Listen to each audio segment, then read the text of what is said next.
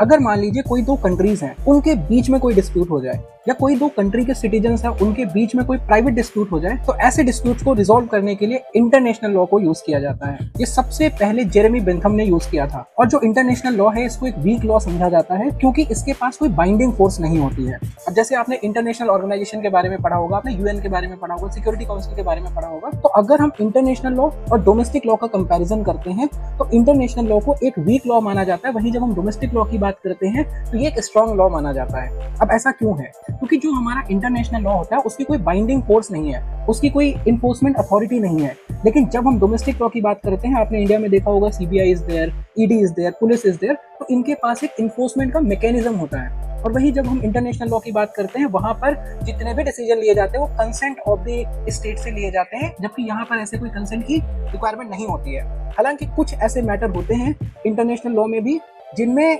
Decision mandatory होता है और बाइंडिंग होता है। जैसे मान लीजिए अगर किसी भी कंट्री को मेंबर बनाया जाता है यूनाइटेड नेशन का, तो वो डिसीजन सब पे बाइंडिंग होता है।